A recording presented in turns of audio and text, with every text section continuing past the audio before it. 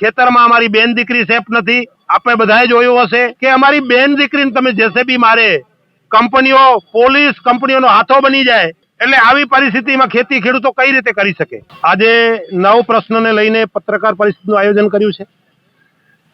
9 પ્રશ્નની અમે સતત રજૂઆત કરી છે, લેખિત, મૌખિત, ચૂંટાયેલા તંત્રને ચૂંટાયેલા પ્રતિનિધિઓને રજૂઆત કરી છે, છતાં નિરાકરણ નથી આવ્યું। આજે 44 દિવસથી વાંઢિયા અને લોડાઈની અંદર અમારા ધરણા પણ ચાલી રહ્યા છે। હાઈ ટેન્શન સંપૂર્ણ કચ્છ જિલ્લાની અંદરથી લાઈનો નીકળી રહ્યું છે। માત્ર ખેડૂતોને કોઈ પણ પૂછ્યા કર્યા વગર વળતર આપ્યો જંત્રી બતાવીને ખેતરોમાં ભારી મશીનો નાખીને નુકસાની કરી રહ્યા છે।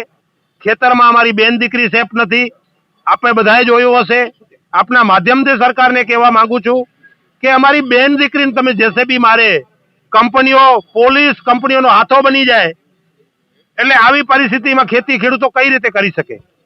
એટલે આજે આપના માધ્યમથી સરકારને 15 તારીખ સુધી, હજી એવું કહું છું કે 15 તારીખ સુધી આનો ઉકેલ લાવે, નહીં તો 16મી તારીખે ભચાઉ તાલુકાના જંગી ગામથી મેકરદાદા અખાડેથી અમે એક રથનું પ્રસ્થાન થશે અને એનું અમે નામ આપ્યું છે કિસાન અધિકાર જનજાગૃતિ અભિયાન।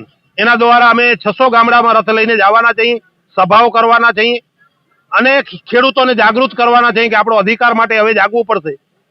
અને એના પછી અમે ભુજમાં 50,000થી વધુ કિસાનોની એક સભા પણ કરવાના છીએ અને જ્યાં સુધી હવે આનું નિરાકરણ નહીં આવે ત્યાં સુધી 16મી તારીખથી જ્યાં પણ ભાજપની અને એમને સરકારના જે કાર્યક્રમો થશે એ કાર્યક્રમોનો અમે વિરોધ પણ કરશું। અમારો જ્યાં સુધી પ્રશ્ન નહીં ઉકેલાય ત્યાં સુધી ગામડામાં કાર્યક્રમ અમારા કાર્યકર્તાઓ એમનો વિરોધ કરશે।